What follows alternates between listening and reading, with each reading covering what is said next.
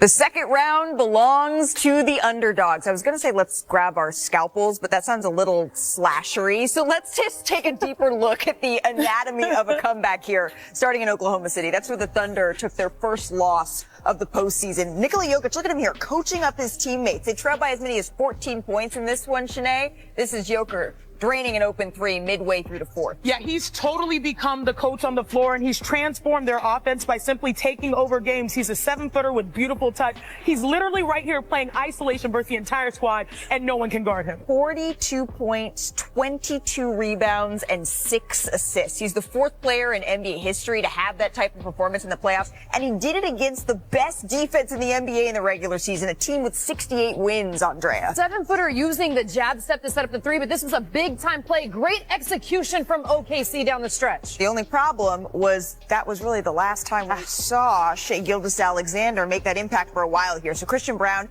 gets it into Aaron Gordon here, and the Thunder decides to play the foul game. Aaron Gordon would go ahead to make both free throws here. Andre, what'd you think of the strategy? Yeah, I didn't like the call. Nikola Jokic was still on the sideline when they fouled that early. And then they fouled Chet Holmgren here. These are going to haunt Chet. I know the Servant is allegedly haunted in OKC, but apparently so are these free throws down the stretch. Yeah, this was hard to watch because he held the second free throw for a long time. Sometimes you need to stay in rhythm and brick them both. And no timeouts here for the Denver Nuggets. Christian Braun pushing it ahead. Russell Westbrook, for a second you were worried he wouldn't make the pass, but he did. He made the right play. And Aaron Gordon made them pay. A huge three-pointer there for AG. One more shot here for Oklahoma City. They couldn't get it to go. Gordon gives the Nuggets a game one win in dramatic fashion. Here is how it sounded.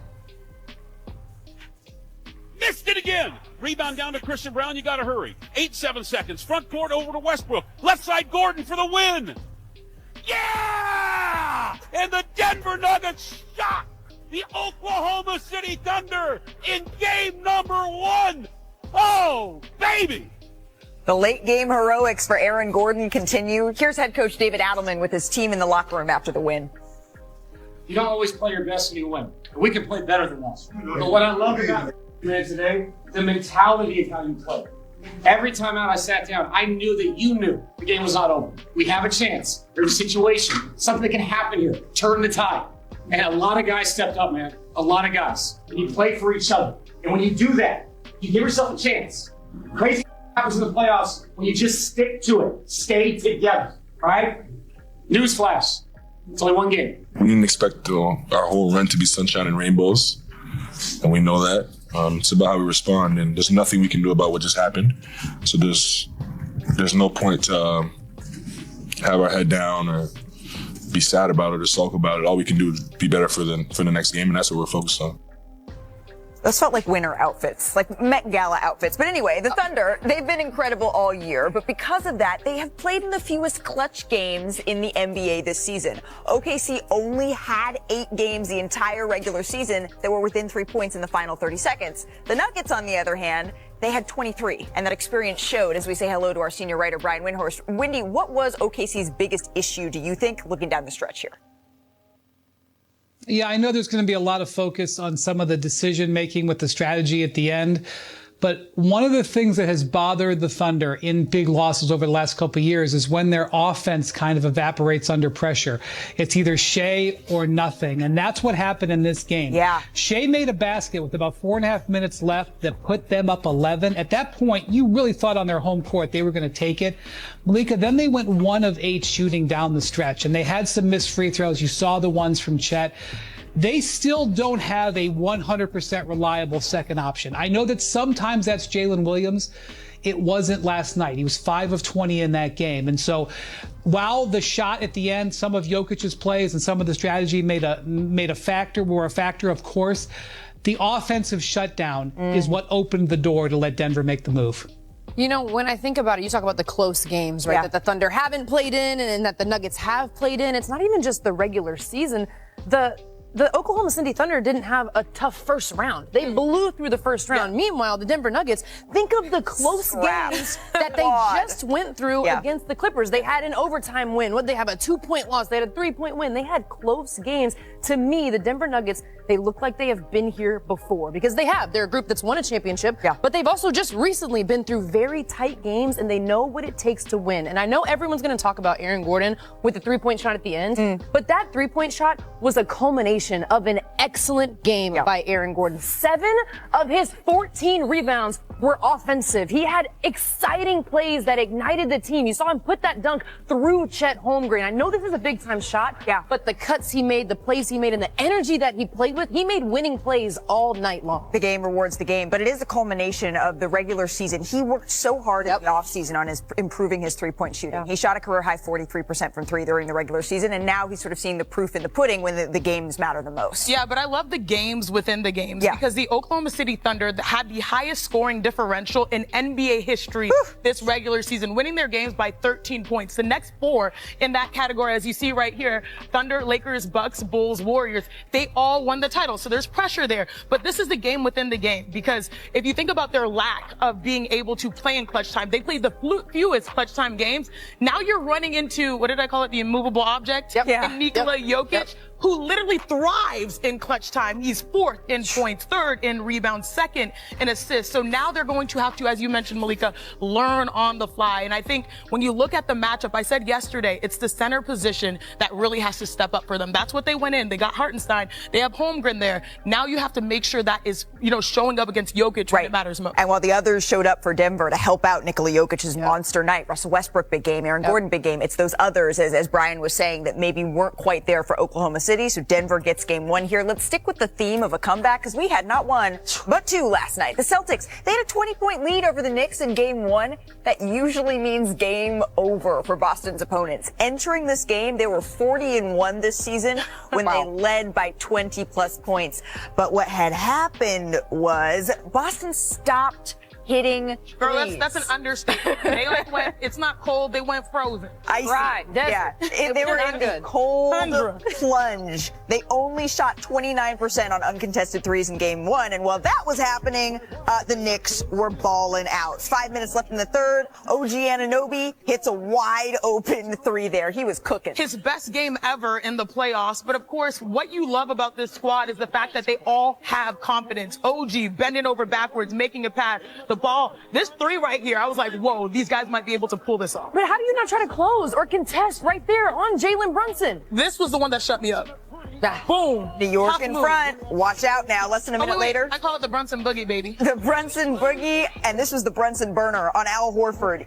New York went on a 45-19 run to take the lead. Boston still struggling to shoot the ball. Brunson chipped in 16 points during that span. Here, though, is the puzzling play for me here. I'm so mad just watching because these are talented players with advantages. Here you have a post player, the paint wide open instead. Countless times I asked Boston fans, how do you feel? They're like, we're stressed, y'all, because they keep settling for threes when you have the advantage over the Robinsons, the Harts, the Brunsons. Instead, you're shooting threes on a night that you missed the most ever in NBA history. And having so many shooters around you is what opens up the paint for those driving opportunities. And so to overtime we go, or should I call it Mikal Bridges' time? Because he struggled a bit earlier in this game, not anymore. Hits that corner 3, New York up by 6 there. Now you see him, now you don't. Jaylen Brown gets it on the wing, starts to drive, and he's fouled.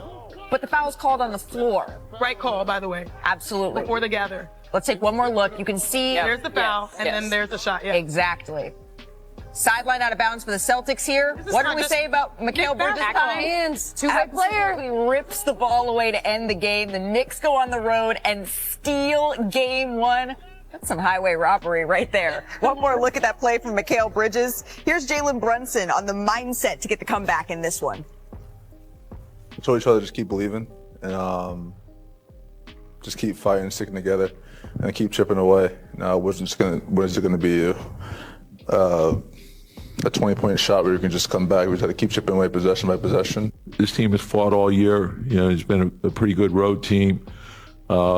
We've had to endure some things with guys being out, and I think over time that helps you. You build up your mental toughness and understanding how important that is. Check out the cover of the New York Daily News this morning. A little Goodwill Hunting. How do you like them apples? Brian, do you believe that last night's performance by the Knicks is repeatable? No. Not so much what the Knicks did, but I know I'm in trouble now. I'm in trouble with all my Knick fan friends. The Celtics missed 32 open, clean look 3-pointers. And I just don't think that's going to happen again. What I do think is repeatable, what the Knicks have shown they've been able to do for a while now, is win clutch time, because they have the best clutch time player in the NBA. So however they get to clutch time in any game in this series, whether it's by hook or by crook, by missed free throws, missed 3-pointers, whatever happens, that is what I think is repeatable. I think they can win clutch time. They've also proven that they can win on the road. They're 4-0 on the road in this postseason, 3-0 in the last series. They win in Boston in Game 1. I don't think they can count on the Celtics having historically bad volume shooting nights. So, but obviously, this is how the Knicks have to get through. They have to steal games here and there. They're 1-for-1 in that one. Listen, I'm going to give the Knicks a little bit more credit than Brian Windhorst just did. And this isn't because the Knicks gave me a hard time last season in the postseason. Knicks fans gave me absolute hell last postseason. However, there are some things that are repeatable for the Knicks. We also can't act like the Knicks played a perfect game. When you talk about Karl Anthony Towns, he was limited in scoring. Mikal Bridges was 3 of 13. They gave up 19 offensive rebounds. So one, the Knicks can play better. But two, the defensive possession to tie the game in the fourth quarter, it wasn't because the Celtics settled. In fact, Jason Tatum doesn't settle on this possession. OG Anunoby's guarding the ball. Jason Tatum goes over the screen, continues to be in attack mode. Karl Anthony Towns moves his feet, and OG Anunoby gets the steal. This is the possession that tied the game. That defensive effort and defensive energy can be repeated to help the Knicks keep this a competitive series. Well, we said yesterday the way that the Knicks can win is the law of averages. And I think we took that to the extreme when we forecasted potentially the Celtics missing shots. So I'm even more high on the Knicks because now they have the confidence knowing that we stole one on the road. Yeah. We have not just one. Everyone talks about Brunson being a closer. OG Anunoby, 55 out of their 63 points in the second half and overtime were between those two. So they have two closers. You have potentially a better game from Cat. You're returning home feeling like, all right, like game two, whether what happens or not, like we're feeling good, like we can compete in this series. You gave the wrong team, most importantly, the wrong city. Right. Life. The New York Knicks, they went out and got big wings for the Boston Celtics. I'm not saying that this is some sort of proof of the New York Knicks being the better team in this series, but this is why they go out and get those sorts of wings. Also, we harp so much on Tom Thibodeau and never getting out of a drop.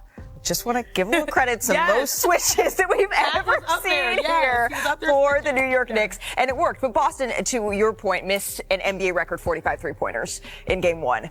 It's the third quarter that's drawing a ton of attention here. The Celtics attempted a grand total of 1 shot inside the 3-point line for the entire quarter. They were outscored 30-23. Here's Tatum on their shot selection. Obviously, in hindsight, if we could go back, we probably would drop the ball a little bit more because we missed a lot of shots tonight. But, there's a balance. Sometimes, some make or mislead. And then there's sometimes where, you can get a better shot. Andrea, I hear you're bothered. I hear there's something about the Celtics that's bothering you. Well, yeah, because when you talk about it, there's a difference between the Celtics in a system or the Celtics settling. Are you playing within system or are you settling for those threes? And that is the biggest thing for me. And when Jason Tatum talks about being able to get a better shot, there were a couple of plays. I know they had some open threes, but there were a couple of plays where they could have went from a good shot to a great shot. And there's a big difference in that. It's not even just a couple of plays. You have the ball. You have the mismatch. You have Brunson in front of you. You got a foot on him. You have Hart in front of you. You have mismatches with the post, and you're still shooting those threes. Sometimes you wish you had a teammate, because if I were their teammate, I'd be like, y'all, attack, go inside. Look, I absolutely still believe the Boston Celtics are the team to beat. They are the favorite. They've been there. They've done that. They're deeper. People don't talk about Porzingis missing those crucial minutes as well. So if they're healthy, which they're hopefully trending to be, they still should be able to handle business. But you don't play with your food, especially at this point. Yes, it's a make or miss league, but you know what? the system that won you a championship, the league is different. The teams have reloaded. The strategies are more intense. This has been the most fun NBA playoffs we watched, but also the most physical NBA playoffs. Yeah. Different factors are into the equation now that I think Coach Joe Mazzulla has to address. To be fair to Boston, Kristaps Porzingis, he did leave this game with an illness and he did not return. That was a big part of all of this. I've had so much fun in this postseason, and clearly Stephen A, I guess, is having a lot of fun watching us talk about this as well. He has some notes for us, I suppose. He says, wait a minute. I'm watching y'all right now, and I don't like the absence of enthusiasm, of glee about my Knicks. Is it you that's convincing us to calm down? Or is that Brian Windhorst? All right. I just hyped up the Knicks, Stephen A. Listen, lock in. You gotta do the New York stand up. Yeah. New York, stand up. Oh, there you see. All right. He forgives you. Thank you. He forgives There you. we You know, go. sometimes Stephen A. Having a very bad day. Sometimes, you know. The season, it didn't end as they hoped, but the Rockets made a jump this year, going from a 500 team that missed the playoffs to the second seed in the West. They're just 2 years removed, remember, from winning 22 games and finishing at the bottom of the conference. So here's Raphael Stone earlier this afternoon on what could be next for Houston.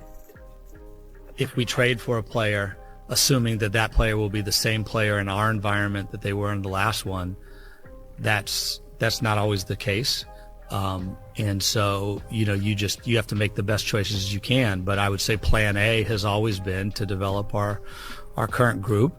You've seen teams make a lot of moves and they feel like they need to get over the hump, and Doncic is added or Butler is added, and sometimes it works, sometimes it doesn't. But we always felt comfortable about what we had here and that we take this step this year. I'm not mad at it. In Ime we trust. For years, I used to beg to get the Houston Rockets on the show, and just look at us now. After seasons of solid drafts, significant signings, both coach and player, Houston finished number 2 in the West and is in the playoffs, likely a piece away from true contention. Now, while most of the squad may be up for grabs in that pursuit, one player has moved himself into untouchable territory. Amen Thompson, period. There are so many plays that simply make you stop and stare. Did you see that fillet? That lay? It's wild. We need another angle of this. Behind the back, here, tough gather, Podziemski's on the floor, doesn't matter, up, Draymond contesting, DPOY type, and then the nice tough English to finish. In January, do you guys remember he averaged 19 points and 10 rebounds? He's a walking highlight on both ends. The Houston Rockets, we're no longer in the middle of the pack. They're making moves to be on top. Once again, look at the pivot. Look at the defense here from Amen. He's locked in on Jimmy Butler, one of the most competitive pieces that we have seen in a long time. Getting to be in 2 places at once, going from lockdown defender to help side defender to snagging the rebounds. Again, I say all the time in the NBA, the worst place to be is in the middle. The Rockets, they've moved. What is the song? Moving on up all the way to the top, Malika. Well, Chiney, now they have some decisions to make, and for that, we welcome in our front office insider, Bobby Marks. They have a checklist, really, Bobby, that they need to work through this offseason, starting with the deadline that is actually on Friday. So can you just walk us through the Rockets summer and what their priorities are? Yeah, Malika, there's 4 things to keep an eye on, certainly that checklist. And the first thing is Fred VanVleet. He has a $45 million team option, as you mentioned, that the Rockets have to exercise by this Friday. I would say even if this option is declined, the likelihood is that VanVleet will still be back on this Rockets team.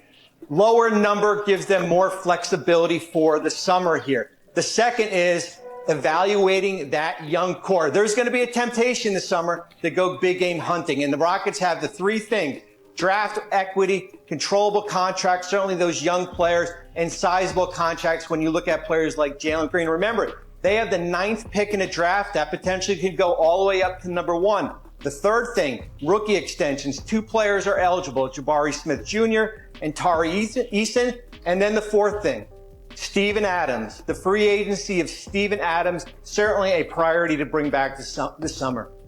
Okay, so I'm looking at number 1, roster continuity or bringing in a star. So let's bring Brian Windhorst back into this discussion. Is there a star, Brian, that you're hearing that the Rockets think they think it makes sense to add to this team?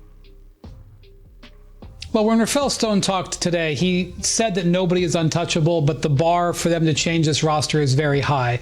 I would say he was non-committal, which I think he actually, I would say, sounded more open than he was earlier this season when he talked about really not wanting to change the makeup of this team. I think after finishing second, he might see that they could be closer. I know everybody's going to link Kevin Durant. In fact, they've already linked Kevin Durant because of his relationship with Ime Udoka and the fact that the Rockets have a bunch of Suns assets that they could trade. But it would really be a pretty big departure for the Rockets to go after a guy in his mid to late 30s when their whole team is in their 20s. Not impossible, but that would be a high bar. But nothing is going to happen until after they see what happens on the lottery next Monday. Well, there may be someone who's a little closer to their early 30s that could potentially be somebody to watch this summer. Bobby Marks, thank you so very much. Coming up here on NBA Today. You ain't honest. The chef. We still have a lot of work to do, and there are a lot of great teams in the West. Whoever they say the best in the league, I want to go against them every night. The greatest shooter the game has ever seen. I get to play Robin. That's my Batman, and we got all the villains over there. Whoa! This young man is a star. Jimmy Butler. Oh, what a shot from Curry! I've been dreaming of this all my life. Golden State and Minnesota, they've played 4 times this season, with the Warriors winning 3 of the 4 matchups. But here's the caveat, and it's a big one. This was all before Jimmy Butler was acquired. Moments ago, Steph Curry, he spoke about playing Anthony Edwards and this very hungry Timberwolves team. I don't know how much you could take away from him. It's just you have to try to make every possession as difficult as possible, not give him, easy looks, knowing that he's going to score. He has the ball in his hands the whole game, but he's tough. And just can't get discouraged if he gets hot. It's just what great players do. They have a little bit more of a consistency than we do, probably. Just, Dante missed a little bit of time, but most of their guys have been available, but they're just playing way better, and it seems like they're more connected. Thank you, Mr. Curry. All right, let's dive into this series with our reporter, Om Young-Masuk, who's covering the Warriors side of all of this. Steph Curry, he may have the most investigated, analyzed thumb in America right now. How's it holding up ahead of Game 1? Yeah, remember, Malika, when they had a shot of his hand walking to the plane at the on the tarmac? Fans, of course, zoomed in on it to see how swollen it was, and he said, "What?" When he was talking about that, the feds are on me. We asked him about his thumb. He was asked about his thumb this morning at shoot around, and he said it's in a great place. But he then was also asked, "Well, is it just a matter of it getting hit again?" And he said, "Yeah, it's almost impossible not to have it get hit again." But he said, "I'm good. But he clearly has it taped up. It looks a little swollen, and he's certainly battling through something. Well, I'm sure it didn't help that the Warriors just had to go through a series that required 7 games and needed a galvanizing meeting ahead of Game 7 that was partly organized by Draymond Green. How is Draymond using that series and what happened as fuel for this one? Malika, in the 48 hours between Game 6 and Game 7, Draymond Green had to recalibrate himself.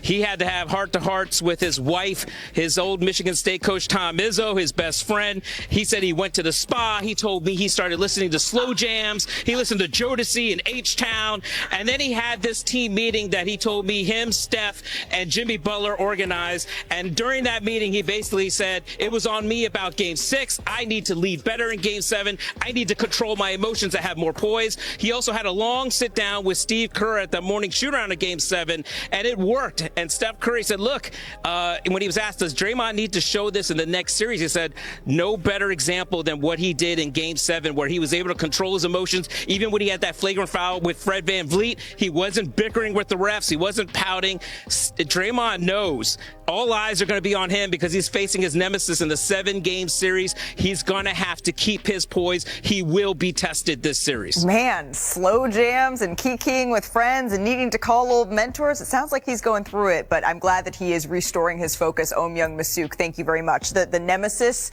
that Om is talking about, it's of course Rudy Gobert, and he spoke just moments ago about matching up with Draymond Green this series. Take a listen. Obviously, he's Draymond. He's also an all-time great defender. He's gonna be really physical. He's gonna be himself, right? And for me, it's really about being myself and also being physical and doing all the things I need to do to help my team win. How challenging is that, though? I mean, he's presumably going to try to bait you at different times. I enjoy it. Competitive aspect of the game and the physicality and all these things. So I'm excited. Dave McMenamin is covering the Timberwolves side of this series for us here. Dave, the Wolves are 21-5 since the start of March. What's the one thing that they want to emphasize on the defensive end? Yeah, it's about hitting the defensive glass. They recognize that the Warriors were a top 5 team in terms of offensive rebounding in the playoffs thus far. And when you see Draymond Green grab an offensive rebound, or Jimmy Butler grab it, or Moses Moody grab it, they're looking out to Steph Curry, to Buddy Hield, to Brandon Podziemski, and getting them wide open looks from 3. And the Wolves want to cut out on that part of the Warriors game. They know that they have the greatest shooter of all time in Steph Curry, but it's not just Steph. As a team, the Warriors made about 15.5 threes per game against the Rockets, 5 more per game. That's 15 points. And if you can cut into that margin, the Wolves feel like they'll have a better chance of sticking with this team that they respect the heck out of, recognizing their championship pedigree. Dave McMenamin, thank you so very much. Certainly the glass is something that's quantifiable that all of us will keep an eye on. But these matchups, they've given us something that you can't quite quantify. And that's pettiness and a bunch of fun moments of the past. Y'all remember this?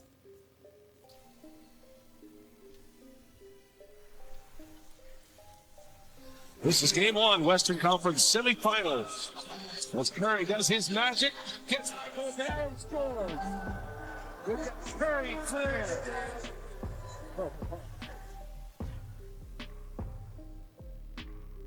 Time to go back to the future of this series. You see what I did? Yeah, I got Thank you, T-Wolves Warriors. In many ways, this matchup seems to be in the guards' hands. Andrea, who are you watching? I'm assuming it's Steph. All eyes are on the greatest shooter of all time. And when it comes to the Timberwolves, everyone's eyes should be on the greatest shooter of all time. Watch. When Steph Curry gives up the ball, the play's not over. 2 Timberwolves defenders leave the greatest shooter of all time. In this game, Steph Curry had 31 points. He was 7 of 12 from beyond the arc. Look, that was in the first quarter. This is in the fourth quarter. It's a tie game. No one knows where Steph Curry is. And Edwards, where are you going? That is the greatest shooter of all time. When the game is on the line, your habits either help you or they hurt you. There is no in between. And the Timberwolves have to have a habit of knowing where Steph Curry is. He cannot get wide open looks. And in the 3 wins against the Timberwolves, Steph Curry has had 3 30-point games. They have to slow this masterful shooter down. Yeah, he always puts out masterpieces. Yes, the guards will bring their A game,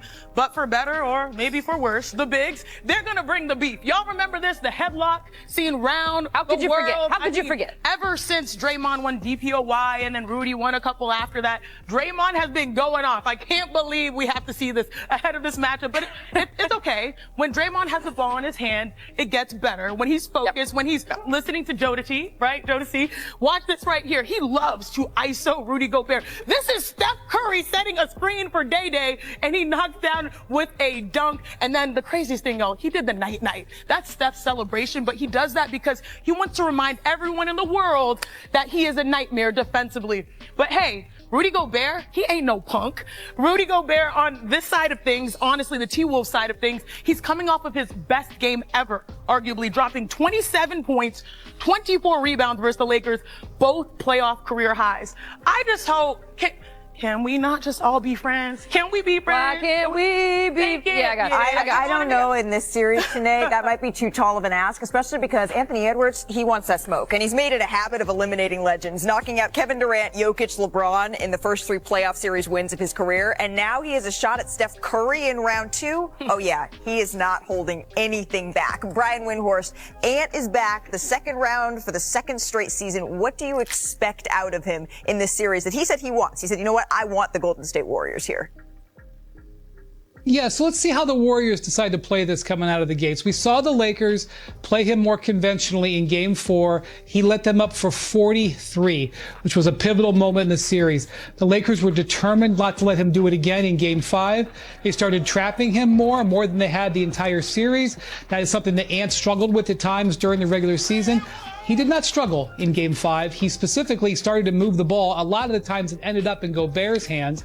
They would run high-lows with him and Naz Reid. Next thing you know, Gobert's having a career night. So Ant is not afraid to use his teammates. He's also an offensive force. He's the number one thing on the Warriors' defensive game plan. And watching how they handle him out of the gates tonight will be a big indicator of how this series might go. Yeah, a huge question. Are the Warriors going to double him? That is something that I'm going to be watching out of the gate, as well as Naz Reid. He could really be an X factor in this series. The Golden State Warriors, they don't have a clear answer for him looking at their roster here. All right, let's get to the other, the only second round. Right, 3 key Cavaliers questionable on the injury report for tonight's crucial Game 2. Evan Mobley has a sprained ankle. Darius Garland, a sprained toe. Remember, he missed the last 3 games because of it. And then DeAndre Hunter. He sprained his thumb, although at one point they said he dislocated it. So we're certainly tracking all of that. There's a lot of uncertainty here, Brian. How worried should the top-seeded Cavaliers be? They're already down 0-1 in this series.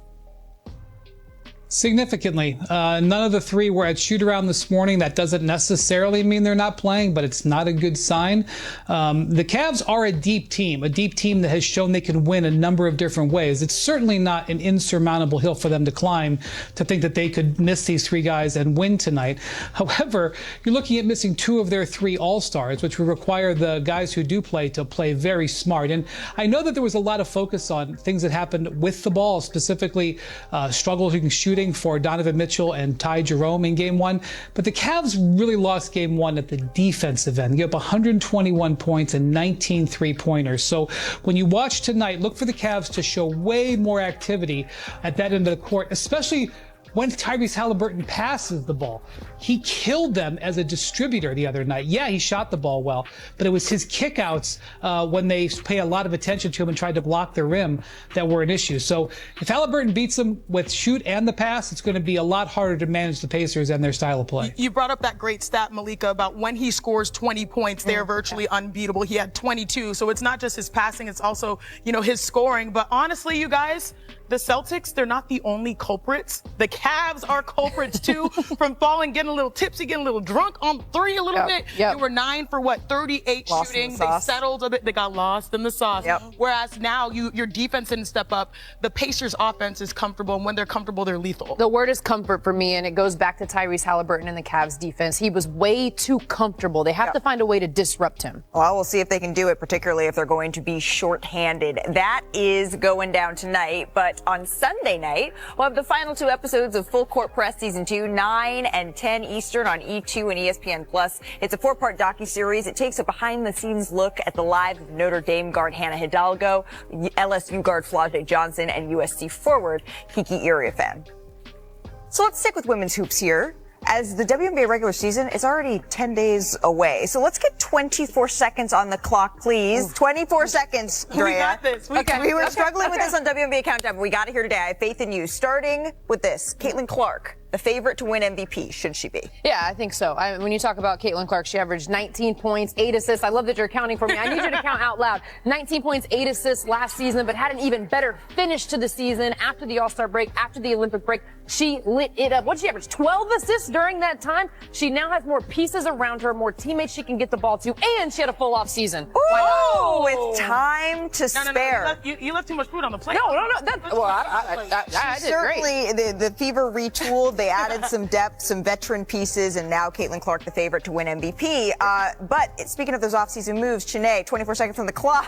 What was the most important offseason move to you? Ready, start it. Literally the stars on the move. DeWanna Bonner to Indy to try to make them a championship contender. You have Kelsey Plum to Los Angeles to bring them to the playoffs. You have Jewel Lloyd to Las Vegas to, bolster that backcourt. And of course, you have Alyssa Thomas even going to Phoenix and have a new look Mercury squad. So the stars on the move, the stars have realigned, and it was, guess what, y'all? It was perfect. It was right on time. So Andrea and I are just checking our notes here. Yeah, sorry. What was the most important move? Just one. Player movement. No, move. The most important No, pick it's one. Rhea, she singular does this. player. It's like my queen Shanae, I'm the not queen of the cheating. the wishy-washy. All right. There's a difference between cheating and finessing, and I finessed it. No. All right, Drea, finesse this. The Liberty, they were the favorites to repeat this season, followed by the Fever and the Aces. Who do you think should be the singular favorite? I'm going with the New York Liberty. Okay. Why? They've been there before. They just won a championship. They kept a ton of their key pieces, and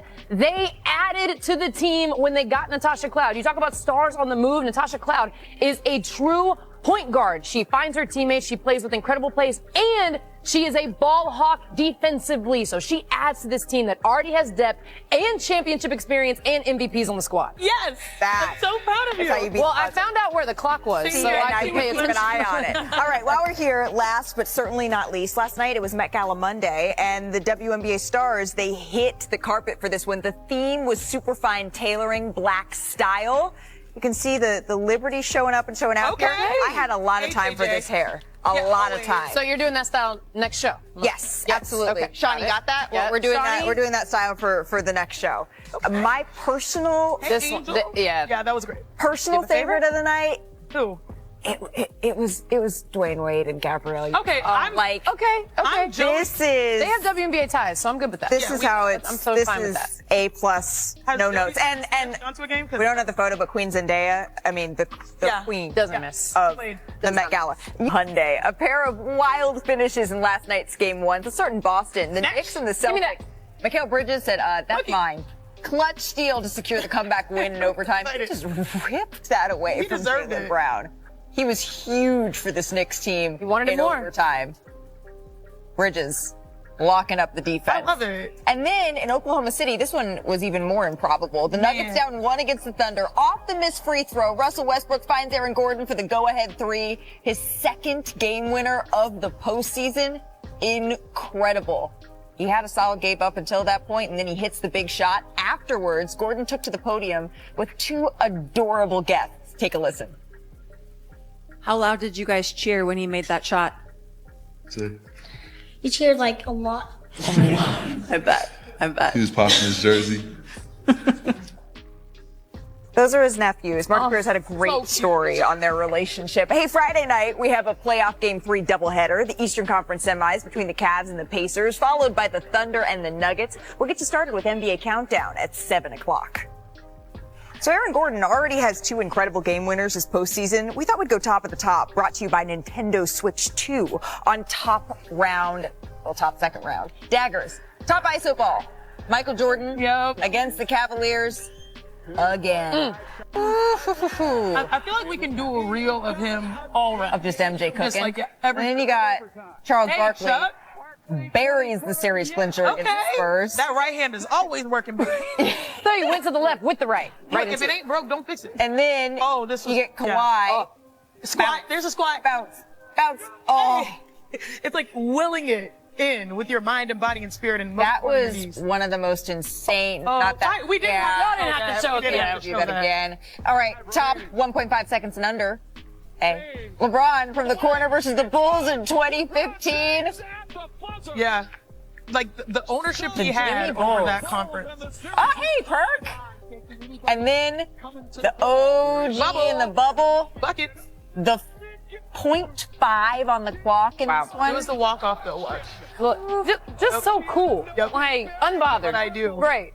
Virtual fans were a time, huh? Wow. So many great Raptors players in different places. Yeah, absolutely. And then Derek Fisher. Last one. Top bank job. Oh, yeah. Derrick Rose.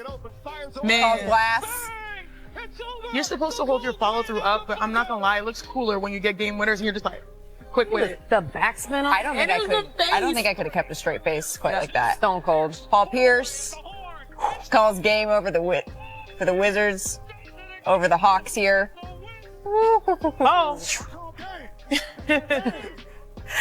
Oh my goodness, those are some absolutely insane highlights there. But Brian, if you're looking at what the Nuggets do you think that they can replicate moving forward in this series, what would that be? Nikola Jokic, You know, I mean, this is a guy who, in all honesty, how well he played yesterday, 42 and 22, it made me respect Ivica Zubac's play that he had against him in the last round, because he relatively held him down. You know, the Thunder they have a great defense, but there's only so much you can do against him. And, you know, when he's against Chet Holmgren, he can push him around.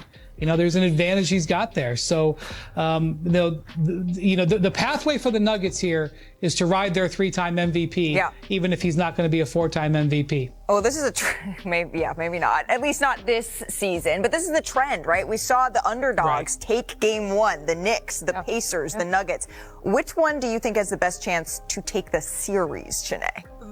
Ooh, that one's rough. Maybe given the health situation with Cleveland, maybe the Pacers are coming in strong. But if we're going to say all things are equal, I mean, what Jokic did is wild. I don't want to discredit anything that the Thunder are capable of doing, but I just want to highlight one stat before we go today. They out-rebounded the Nuggets. Do we have tele? That was going to be my point. The Nuggets.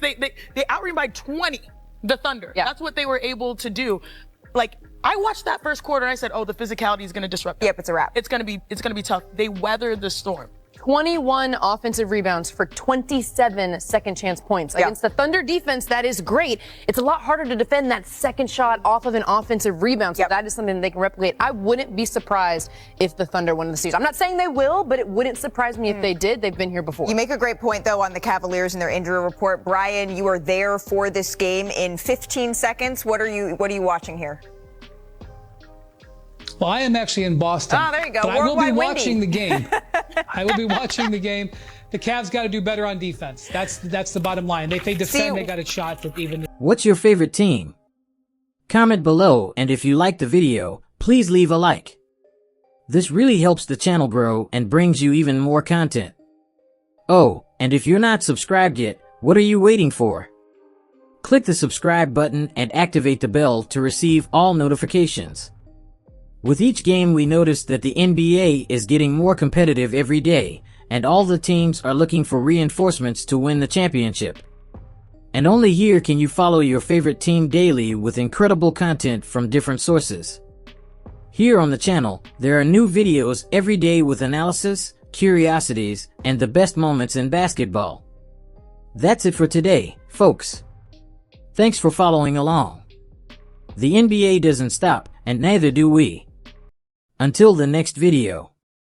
NBA, the passion that connects us.